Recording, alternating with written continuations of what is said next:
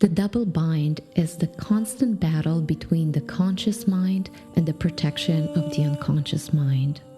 I want to be free, but I have no time for practice. I want to be fit and full of energy, but I cannot stop eating unhealthy food. I want to create my dream business, but I don't have what it takes.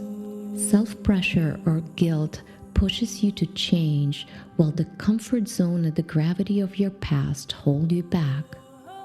Does this sound familiar? Take a moment, close your eyes, and identify your sabotaging double bind. Find your primary 3 or as many as you can and write them down. This is a crucial step towards freedom, becoming aware of your ego structure, which is the battle between your left thinking brain and your left emotional brain. You'll notice the patterns and how you're creating suffering by letting your life force predominantly live in your left brain. You might realize that it's not your destiny, surroundings, or life circumstances that are holding you back. It is your own choice to stay attached to the familiar reality of your protective emotional brain. This attachment is constantly sabotaging your freedom, growth, evolution, relationships, and the pure joy of living. I've been fascinated lately by the work of Dr. Jill Bolte Taylor and her book, Whole Brain Living, Anatomy of Choice and the 4 characters that drive our living. Her work brings together psychology, neurobiology, and spiritual awakening.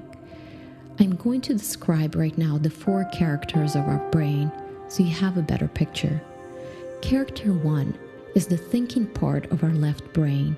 It thrives on order, organization, to-do lists. It is analytical, concise, and very busy. Character 2, it is the emotional part of our left brain. It is very dependent on the past, suspicious, selfish, and fear-based. Character 3, it is the emotional part of your right brain. It likes to dive into things without reservation. It is kind, compassionate, very creative, and reckless. Character 4, it is the thinking part of your right brain. It lives in the present moment and likes to be in the flow. It thinks in pictures, is community-oriented, and perceives things holistically. So the ego is predominantly left brain. Past, future, fear-based living. Fully awake is predominantly right brain. Present moment living. Embodied enlightenment is whole brain living. It is when we transmute the open wounds of our past into the scars that make up the strength and vulnerability of our human ego character. It is when you become the master of your emotions and thoughts and not the other way around.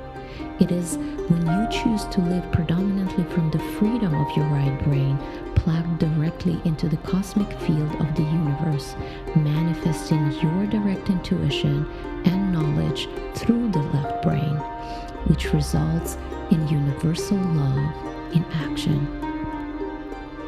Coming back to the list of your sabotage and double binds, we have to learn how to shift our life force from the conditioned, conflicted left side of our brain into the receptive, present moment-based compassion of the right side of our brain, and let one embrace the other, which Dr. Taylor calls the brain huddle, when all 4 brain characters come together, or what I call in somatic inquiry, embracing the past with an unconditional hug.